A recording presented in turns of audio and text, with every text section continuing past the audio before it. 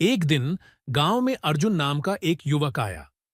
वह गांव के पास ही एक शहर से पढ़ाई करके लौटा था और विज्ञान में उसकी गहरी रुचि थी। अर्जुन को भूत प्रेत जैसी चीजों पर बिल्कुल यकीन नहीं था।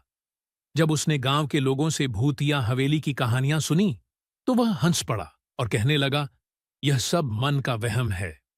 भूत जैसी कोई चीज नहीं होती। मैं खुद उस हवेली में जाऊंगा और देखूंगा कि वहां क्या है। गांव के लोगों ने अर्जुन को रोकने की बहुत कोशिश की, लेकिन वह नहीं माना। उसने तय कर लिया कि वह उस रात हवेली में जाएगा और वहां रात बिताएगा। गांव वाले अर्जुन की हिम्मत देखकर हैरान थे, लेकिन उन्होंने उसे मना करना बंद कर दिया और सोचा कि अर्जुन खुद जाकर देख लेगा और फिर डर कर लौट आएगा। रात होते ही अर्जुन एक टॉर्च और कुछ जरूरी सामान लेकर हवेली की ओर चल पड़ा। हवेली गांव से थोड़ी दूर एक सुनसान इलाके में थी। जब अर्जुन हवेली के पास पहुंचा तो उसने देखा कि हवेली सचमुच बहुत पुरानी और डरावनी लग रही थी। उसके दरवाजे टूटे हुए थे और दीवारों पर झाड़ियां उग आई थीं। हवेली के चारों ओर घना अंधेरा था और हवा भी रहस्यमयी तरीके से चल रही थी। लेकिन अर्जुन को कोई डर नहीं था। उसने दरवाजा खोला और अंदर चला गया। अंदर का माहौल और भी भयानक था। चारों ओर धूल और जालों से भरा माहौल था। दीवारों पर धुंधली तस्वीरें टंगी थीं, जो समय के साथ फीकी पड़ चुकी थीं। हवेली के अंदर हर कदम पर एक अजीब सी ठंडक महसूस हो रही थी, लेकिन अर्जुन ने इसे नजरअंदाज किया और हवेली के एक कमरे में जाकर बैठ गया। थोड़ी देर बाद अर्जुन को लगा कि हवेली की पुरानी सीढ़ियों पर कोई उतर रहा है। अब उसे सच में डर लगने लगा था। उसने अपने टॉर्च की रोशनी सीढ़ियों की तरफ डाली, लेकिन वहां भी कुछ नहीं था। अचानक एक ठंडी हवा का झोंका उसके पास से गुजरा और उसे ऐसा महसूस हुआ जैसे कोई उसके पास से होकर गुजरा हो। अर्जुन का दिल तेजी से धड़कने लगा। जैसे ही वह उठने लगा, अचानक हवेली के एक कोने से एक धुंधला सा साया उसकी ओर बढ़ता दिखा।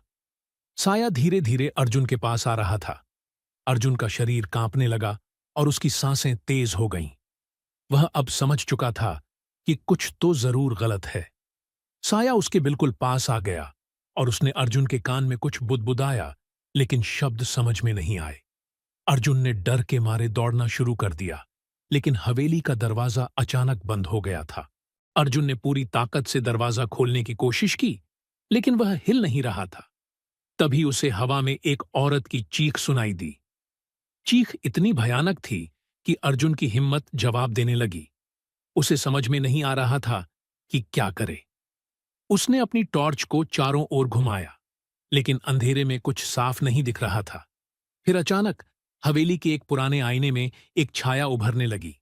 आईने में अर्जुन ने एक सफेद साड़ी पहने और बिखरे बालों वाली औरत को देखा। वह औरत आईने के अंदर से अर्जुन को घूर रही थी। अर्जुन के शरीर में डर से कंपी छूट गई।